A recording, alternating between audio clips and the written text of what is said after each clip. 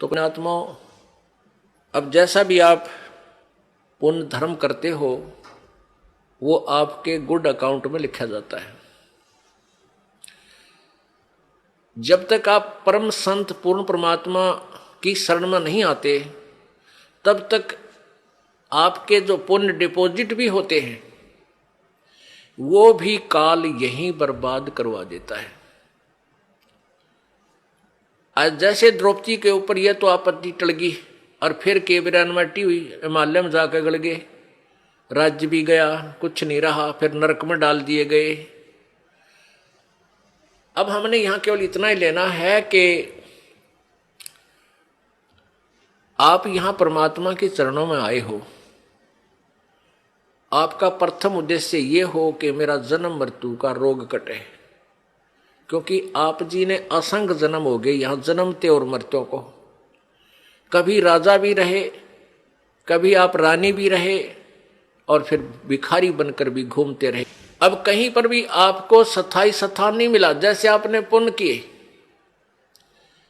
किए तो आप स्वर्ग चले गए।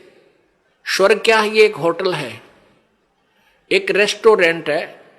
जैसे कुल्लू और मनाली, शिमला गर्मियों के दिनों में साहूकार लोग 10-20 हजार 50 हजार रुपये ले जाते हैं और 1 महीना 2 महीने वहां होटल में कमरा किराए पर लेकर और वहां रहते हैं, ठाठ करते हैं, घूमते हैं, फिरते हैं। बड़ी ठंडा मौसम होता है, हिली स्टेशन है और लेकिन वो पैसे जेब से उन्हीं के लग रहे हैं, होटल का किराया, खाने का खर्चा। जब वो 2 महीना में 50 हजार रुपये खर्च हो जाते हैं परिवार के, तो फिर वो अपने कर्म क्षेत्र में आ जाते हैं कंगाल होकर। और फिर अगले सीजन में क्या पता सूत बैठे 50 हजार सेविंग हो उनका ना हो।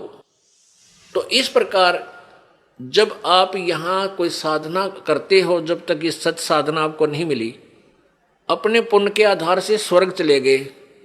उस स्वर्ग में आपको देव बना दिया, देवता, या कोई और पद दे दिया, या वैसे कॉमन स्वर्ग में आप ठाठ करो, लेकिन वो पुण्य आपके ही समाप्त हो रहे हैं। जिस दिन आपकी पुण्य पूंजी समाप्त हो जाएगी उसी दिन आपको वहां से, जैसे यहां से मार दिया जाता है वहां भी आपको मार दिया जाएगा। अचानक मृत्यु होगी, तुरंत नरक में, फिर नरक में डाले जाओगे। तो इस झंझट से पीछा छुटवाने के लिए आपको ये परमेश्वर कबीर जी की शरण लेनी पड़ेगी। और इन नकली कबीर पंथियों संतों से भी आपका काम नहीं चलेगा, क्योंकि उनके पास यथार्थ भक्ति विधि नहीं है, परमात्मा का यथार्थ ज्ञान नहीं है। तो पूर्ण संत से, और जिसके पास वो मोक्ष जड़ी हो, वो मंत्र है सतनाम और सारनाम, वही आपको इस जन्म और मृत्यु के झंझट से छुटा सकता है। तो वो जड़ी इस दास को परमात्मा ने दे रखी है। आप अब शिक्षित समाज है, पढ़ा लिखा एजुकेटेड जो है ना पूरा समाज हो गया है, बहन बेटी भाई। अब आप इस तत्व ज्ञान को जो दास आपको बताता है, जो परमेश्वर ने इस दास को बताया है, सदग्रंथों में विद्यमान है, इसकी तुलना करो आपके गुरुजियों के ज्ञान से और फिर देखो वो अधूरे हैं या पूरे। टोटली इनकम्प्लीट पाओगे आपको, सारे नकली कति टोटली पूरे पृथ्वी पे। आप इस बात को अभिमान मत समझना, इसको तत्व ज्ञान समझना, ये सच्चाई समझना। अभिमान नहीं करता ये दास, क्योंकि अभिमान तो वो इंसान करे जिसका कुछ अपना कोई योगदान हो।